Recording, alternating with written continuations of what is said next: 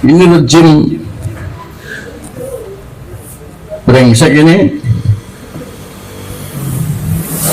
harus tumbang. Yang menciptakan segala bencana, yang menciptakan para konglomerat, yang menciptakan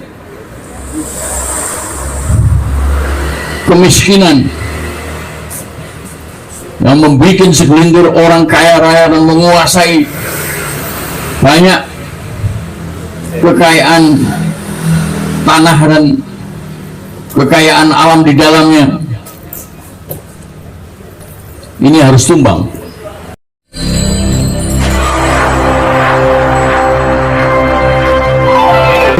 Trituran ya, tolak Pilpresnya 2024. Maaf Mas, mungkin saya langsung sampaikan atau saya minta untuk Mas Bintang sebagai tuan rumah berbicara. Waktunya kami persilakan Mas. Ya, sejauh ini kan kita sudah mendeklarasikan ya Tritura 23. Nah, ini harus diperjelas oleh semuanya, oleh aktivis, oleh para akademisi, mahasiswa, guru besar, ustadz-ustadz, ulama-ulama, semua harus mengerti ini, bahwa Tritura 23 itu yang dimaksud adalah satu, kembali ke Undang-Undang Dasar 45 ya, berlaku kembali, karena selama ini memang sejak Dekret Presiden 59 itu tidak pernah ada upaya menghilangkan. Memang ada keinginan beberapa pihak untuk menghilangkan UUD 45 itu. Selamat datang Pak Amir, silakan. Ya, mereka itu adalah pengkhianat-pengkhianat, karena upaya kemerdekaan kita itu setelah sejak bertahun-tahun dijajah oleh Belanda, lalu datang Jepang, hasil daripada perjuangan kemerdekaan itu tidak lain dan tidak bukan adalah Undang-Undang Dasar 45 itu, yang asli itu. Jadi itu merupakan warisan yang luar biasa, yang harus dipanggul, mikul dhuwur, sebagai bagian dari sejarah yang tidak bisa diabaikan. Dan sejauh itu sampai dengan tahun 99 itu kita menggunakan Undang-Undang Dasar 45 asli itu, sekalipun dalam perjalanannya tidak dilaksanakan secara murni dan konsekuen sebagaimana pernah diharapkan dan dijanjikan oleh para pemimpin pada masa lalu. Oleh karena itu, tahun 99 sampai 2002 ketika terjadi amandemen terhadap Undang-Undang Dasar 45 asli itu, itulah pengkhianatan yang paling puncak, pengkhianatan yang ultimate yang dilakukan oleh beberapa gelintir manusia khianat. Kalau itu pribumi, yang saya bilang itu pribumi Sontoloyo. Karena apa? Karena konsepnya itu dari asing. Konsepnya itu dari asing. didukung oleh asing-asing di dalam negeri yang tidak ingin Undang-Undang Dasar 45 asli itu berlaku di Indonesia. Oleh karena itu menimbulkan berbagai macam kekacauan seperti yang kita rasakan dewasa ini. Maka Undang-Undang Dasar amandemen yang banyak orang mengatakan itu palsu, itu harus dihilangkan, harus di-grounded, harus dibuang.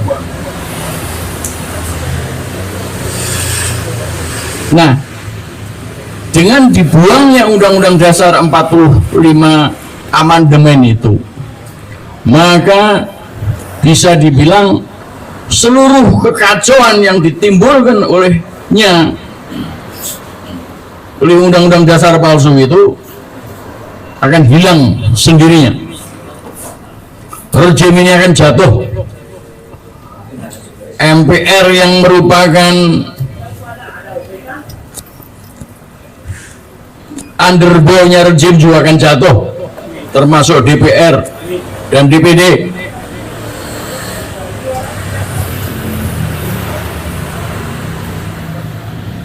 Demikian pula berbagai macam perundang-undangan, perjanjian-perjanjian internasional sekalipun yang menghancurkan, yang merusak negara Republik Indonesia dan membuat miskin rakyat Indonesia ini, itu pun harus selesai dengan sendirinya dengan ditolaknya Undang-Undang Dasar 45 amandemen itu, Undang-Undang Dasar palsu itu.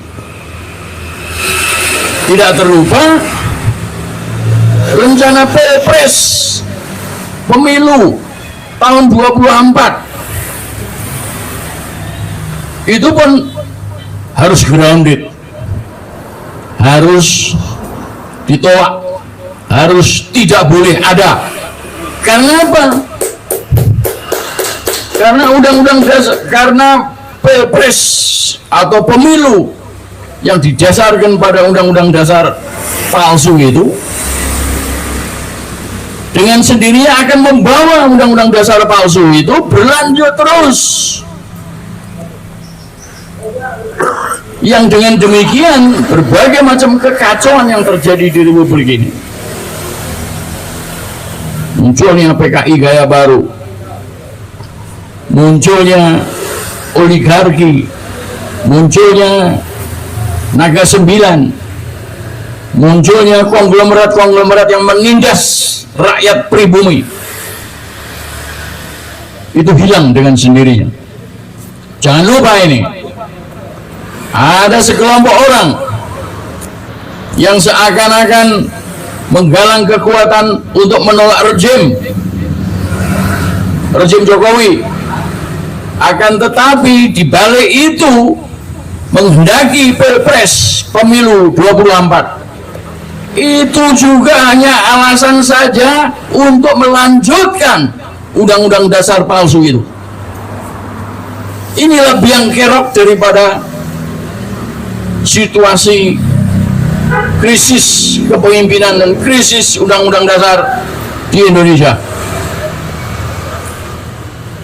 Jadi jangan terkecoh seakan-akan menggalang kekuatan people power untuk menolak rejim, tetapi pada hakikatnya mau melanjutkan Undang-Undang Dasar palsu. Ini kita harus waspadai. Ini tidak lain adalah PKI gaya baru, pengkhianat sontoloyo. Nah, itu tritura yang pertama. Tritura yang kedua memang adalah rejim itu sendiri yang harus tumbang, harus mundur. Saya tidak akan menggunakan kata-kata legowo, itu terlampau bagus itu.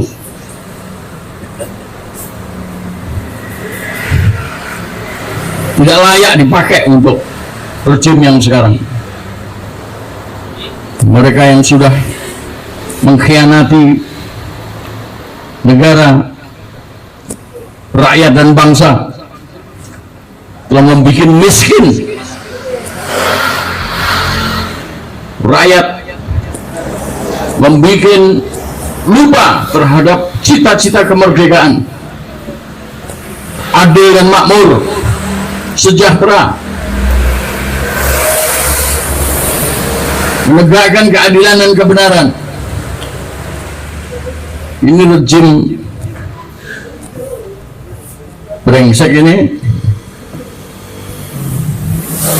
harus tumbang. Yang menciptakan segala bencana,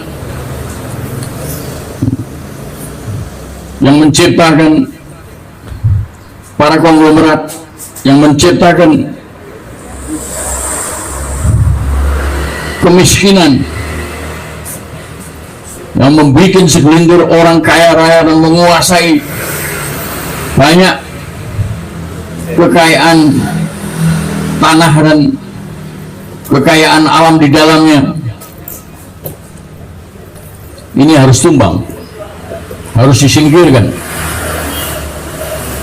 Itu yang kedua. Dan yang ketiga, dengan demikian, demi menghilangkan kekosongan kekuasaan di Republik ini, maka harus dibentuk pemerintah transisi.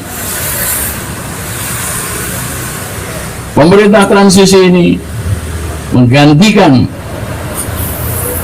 pemerintah Jokowi yang akan segera berakhir 2024. Dan kita harus waspada, jangan sampai Jokowi kemudian lolos atau ada kekuatan yang meloloskan dia untuk satu periode lagi. Kita harus terang-terangan, mana dadamu, mana dadaku. Kita harus terang-terangan bahwa demi ratusan juta rakyat Indonesia, dugaan saya sudah sampai mencapai sekitar 300 juta rakyat Indonesia, dikalahkan oleh segelintir orang macam Jokowi dan antek-anteknya. Kita harus tidak boleh rela dengan situasi itu. Kita harus berusaha keras untuk mencapai Tritura 23. Tahun ini, saudara-saudara, segala macam malapetaka yang mengakibatkan Indonesia hampir kolaps di pinggir jurang kehancuran, itu harus kita lawan sepenuhnya. Tritura 23 harus kita capai, dan itu adalah pencapaian yang paling puncak dalam sejarah Republik Indonesia dewasa ini. Juga kepada para emak, jangan sampai terlena oleh capres-capres yang tidak lain dan tidak bukan, mereka itu adalah boneka asing. Mereka membuat perjanjian-perjanjian dengan asing, seakan-akan hanya dengan mengikuti jalannya dunia barat atau dunia komunis Cina, maka Indonesia akan berhasil menyejahterakan rakyatnya. Kita mempunyai cara sendiri untuk mencapai keadilan dan kemakmuran. yaitu dengan mengembalikan berlakunya Undang-Undang Dasar 1945 yang asli. Kira-kira itu yang bisa saya jelaskan lagi kepada seluruh rakyat Indonesia. Mudah-mudahan Allah Subhanahu wa Ta'ala membantu kita mewujudkan cita-cita itu. Amin ya rabbal alamin.